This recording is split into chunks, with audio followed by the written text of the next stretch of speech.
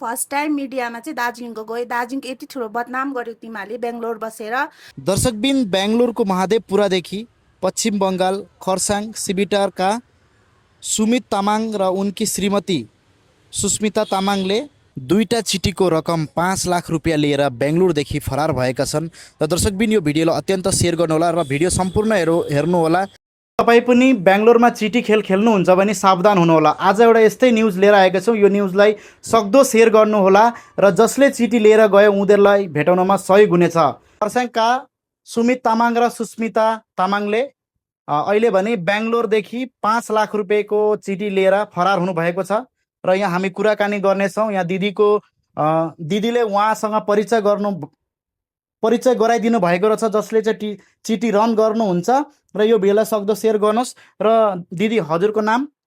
नमस्ते, मेरो नाम रिता हो। र अनि जस्तो कि कुन तरिकाले चिठी खेल्नुहुन्थ्यो र कहिले चाहिँ उहाँले यो पैसा लिएर फरार चिठी हुनुभयो? चाहिँ अगाडिदेखि नै खेलाएको हो, दिदीले खेलाउनु भएको हो। यहाँ दिदीले अगाडिदेखि नै खेलेको हो र मैले पनि उहाँहरूलाई सहयोगको लागि हामीलाई पनि खेलाउनु भनेर खेलाएको थियो। तर अहिले चाहिँ उहाँहरूले फर्स्ट चिठी उठाएर, अगाडिको पनि चिठी उठाएर भएन, अरू पैसा पनि मलाई निकाल्न लगाएर लिएर फरार हुनुभएको छ। अहिले फोन सम्पर्कमा आउनुभएको छैन। र हजुरले मेसेजहरू उहाँलाई गर्नुभयो? मेसेज गरेको छ, उहाँको मेसेज पनि मसँग छ, म देखाउन सक्छु। मेसेज गर्दाखेरि उहाँले भन्नुभएको थियो म अब अहिले दिन जति सक्छु त्यति दिन्छु भन्नुभयो। त मैले त्यो कुरालाई पनि ओके गरेको थियो। तर उहाँले अहिले अनलाइन हुनुहुन्न, अहिले अफलाइन हुनुभयो अहिले त्यति मेसेज छोडेर। र उहाँ चाहिँ जब उहाँहरूले चिठी लिनुभयो उहाँहरू यिनै सँगै बस्नुहुन्थ्यो? हजुर, एउटै बिल्डिङमा बस्थ्यौँ। उहाँहरूसँग सानो नानी पनि थियो। अनि हाम्रो यस्तो विपदमा पर्यौँ भन्नुभएर चाहिँ मैले अब नेपाली दाजुभाइ हो, नेपाली भएर त यस्तो गर्नुहुन्न होला त्यो सोचेर मैले अब उहाँहरूलाई हेल्प गरेको थियो। तर उहाँहरू अहिले फरार हुनुभएको छ। र अहिले के भन्न चाहनुहुन्छ यो भिडियोको मार्फत, जो तपाईँले नभए पुलिस केस पनि दिने कुरा गर्दै हुनुहुन्छ? हजुर, अब उहाँहरू सम्पर्कमा आउनु भएन होइन, जहाँ हुनुहुन्छ सम्पर्कमा आइदिनुहोस्। आउनु भएन भने चाहिँ हामीले पुलिस केस गर्न पनि बाध्यतै हुन्छु अब होइन। अहिले मिडिया बोलाएर अब यस्तो गर्न उहाँहरूको बेइज्जत गर्न खोजेको होइन होइन। सम्पर्कमा नआउँदालाई चाहिँ हामीले अब बोलाउनु बाध्यता भयो होइन। किन अहिले उहाँहरूको कारणले गर्दाखेरि थुप्रैजना प्रब्लम भइरहेको छ चिठीको। अब जग्गा भएको छ, अरू सबैजनाको चिठीको पैसा छ। उहाँ दिदीले भन्नुहुँदैछ सुस्मिताले जब तक पैसा दिँदैनन् अरूको पैसा पाउनुहुन्न भन्नुभएको छ। हजुर, अरूले अब पैसा पाउनु भएको छैन। अब मै पनि डुबिरहेछु, मैले म दिन सक्दिनँ। मेरो पनि नानी छ। 5 लाख के आसपास हैन? हजुर, 5 लाख हो। 5 लाख हुन्छ उहाँहरूको। तपाईको सबै मिलाएर चिठीको मिलाएर 5 लाख छ। र दर्शकबिन यो भिडियोलाई अत्यन्त सेयर गरिदिनु होला। र हामीले यहाँ फोटो राखिदिएका छौँ। सुमित र सुस्मिता जो हस्बेन्ड वाइफ हुनुहुन्थ्यो, यहाँ चाहिँ उहाँहरूले यत्रो अब विश्वासको साथमा उहाँ दिदीले पैसा निकालेर दिनुभएको रहेछ। तर त्यो चिठीको पैसा लिएर यहाँदेखि फरार हुनुभएको छ। अहिले कहाँ जानुभएको छ, कता जानुभएको छ कसैलाई खबर छैन। यो भिडियोलाई सेयर गरी उनीहरूलाई भेटाउनमा सहयोग गर्नुहोस्। र यहाँ दिदी पनि केही बोल्न चाहनुहुन्छ र के भन्न चाहनुहुन्छ? हजुर, प्रथम त नमस्कार है। के भन्न चाहन्छु भन्दा अब हाम्रो दार्जिलिङकै मान्छे हो, हामीलाई अब त्यति यो गर्नु त हामीलाई अब उचित लागेको थिएन है। मजबुरी बनायो, उनीहरूले बाध्यता गरायो हो। अन्त उसले पैसा लगेर जब गइसकेपछि चाहिँ अब टर्चर चाहिँ रितालाई हुँदैछ अब होइन। उसको टर्चरमा चाहिँ हामी पनि अब सामेल छौँ। अब हाम्रो पनि पैसा फसिरहेको छ। अहिलेसम्म चिठा उठाउन सकेको छैन। जति चिठा उठाएको छ त्यो पनि हाम्रो रोकिदिइरहेको छ। जब तिमीहरूको मान्छेले तिर्छ भनिसकेपछि मात्रै हामी दिन्छौँ भन्दैछ। अब अलिअलिको छैन। अब यो लाखको खेला छ नि त यसमा त होइन। लाखको खेला छ। तर चाहिँ अब जहाँ पनि छ, जता पनि छ, जस्तो प्रकारले बसेको छ यहाँनिर हामीसँग आओस् होइन, सम्पर्कमा आओस्।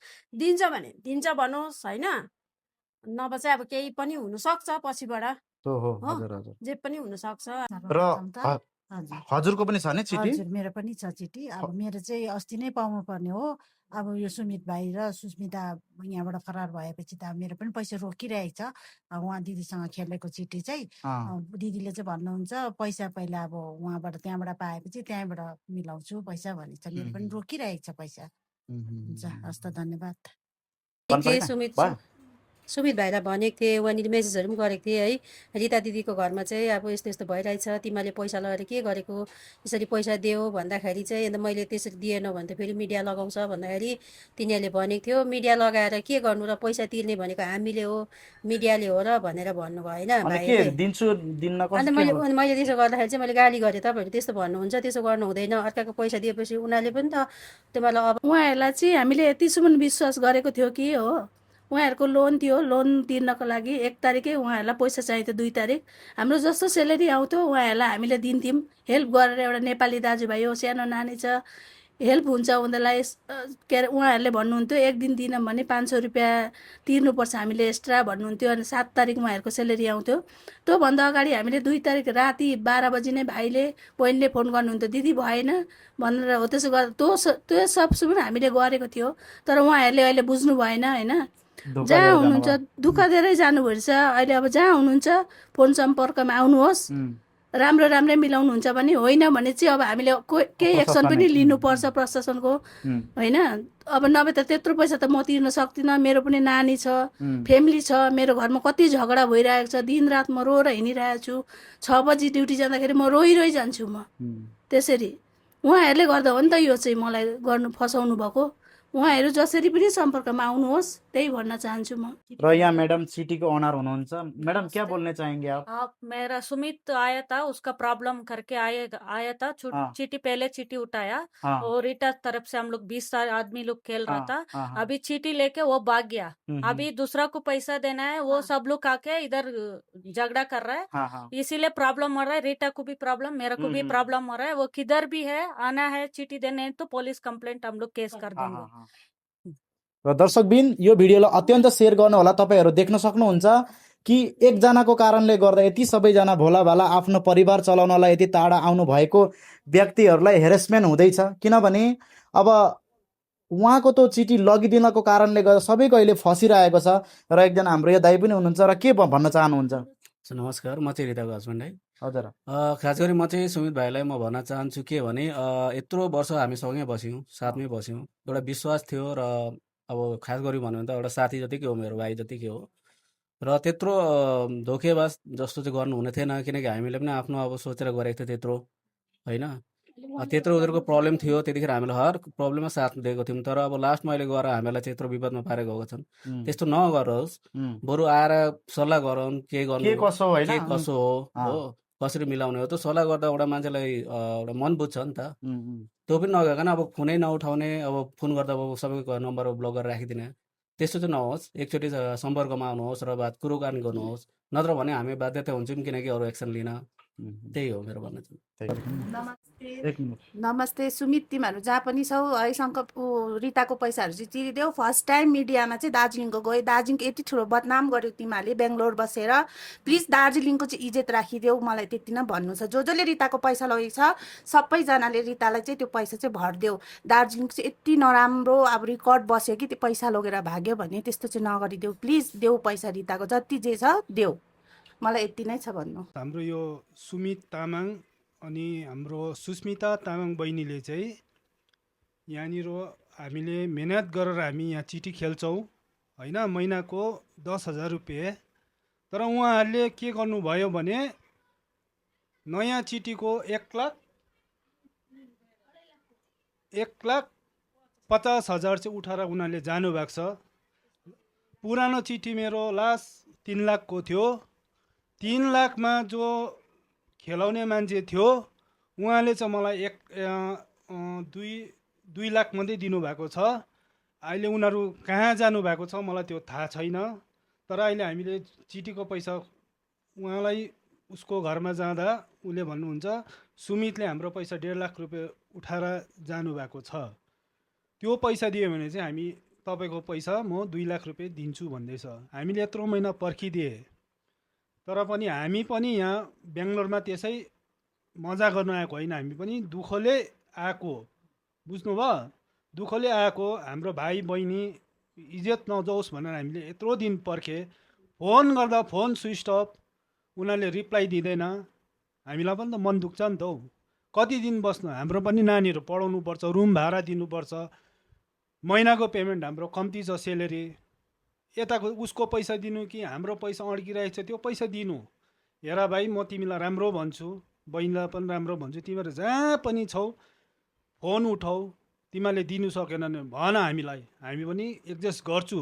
तर त्यसरी फोन स्विच अफ गरेर नाना किसिमको मिडिया बोला, मिडियाले पैसा दिन्छ भन्ने कुराहरू चाहिँ हामीसँग नगर। हामी पनि दार्जिलिङकै मान्छे हो, बुझ्यौ? तिमी जहाँ पनि